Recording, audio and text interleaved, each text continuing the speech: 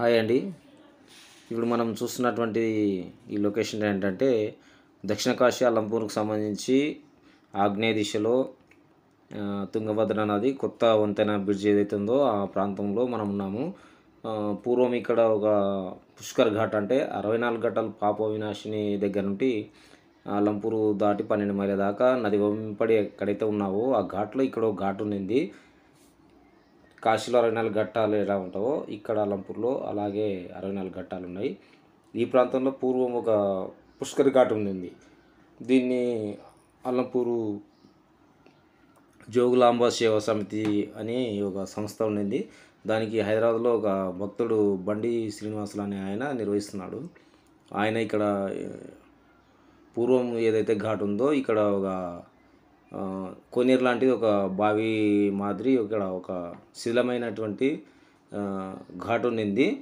ఇక్కడ ఉన్నటువంటి ఘాట్లో ఉన్నటువంటి ఒక టెంపుల్ శిథిలావస్థలో ఉన్నదాన్ని హిస్టరీ ప్రకారం వాళ్ళు గుర్తించి ఇక్కడ అమ్మవారి ఆదేశంతో ఇక్కడ నేను పునర్నిర్మాణం చేయాలనుకున్నాను అని చెప్పేసి ఆయన సొంత ఖర్చులతో దాతల సహకారంతో ఇక్కడ కొత్తగా ఆలయం నిర్మించి ఇక్కడ అమ్మవారి ప్రతిష్ఠ చేసినారు. అక్కడ విశేషం ఏంటంటే ఇక్కడ ఏదైతే ఉందో మనం చూస్తున్నటువంటి కోనేరు బావిలో మట్టి పేరుకుపోయి మొత్తం కోనేరు బూడికిపోయింటే దాన్ని తీసే సమయంలో అష్టాభుజంగా జోగులాంబ సతీ సమేతంగా ఉన్నటువంటి విగ్రహాలు అద్భుతమైన విగ్రహాలు లభ్యమైనవి.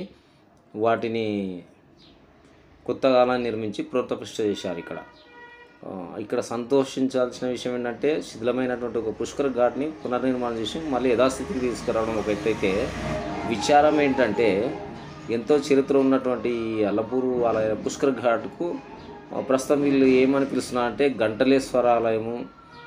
ఇందులో ఉన్నటువంటి ఇక్కడ ఈ ప్లేస్ని హరిశ్చంద్ర ఘాట్ అని కొత్త పేరు పిలుస్తున్నారు.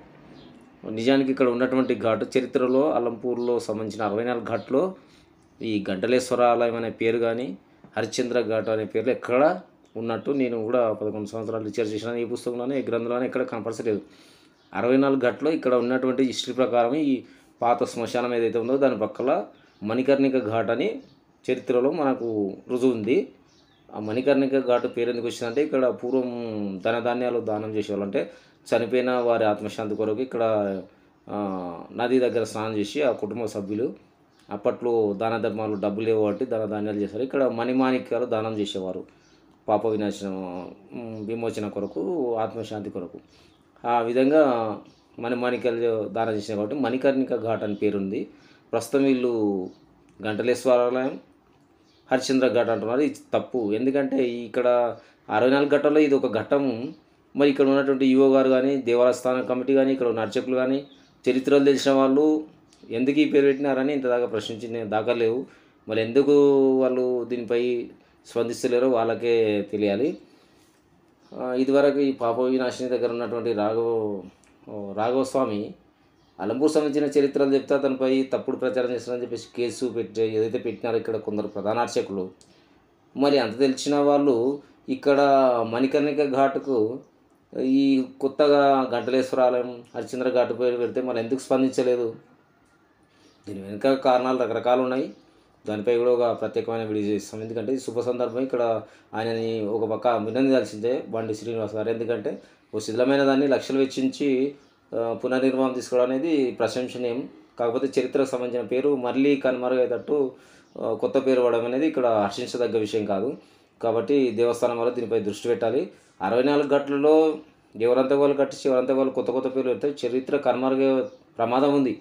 కాబట్టి దీనిపై ప్రత్యేకంగా దేవస్థానం వారు దృష్టి సారించాలి, చరిత్రను కాపాడాలి. త్వరలో మరిన్ని విశేషాలతో మీ ముందుకు వస్తాను.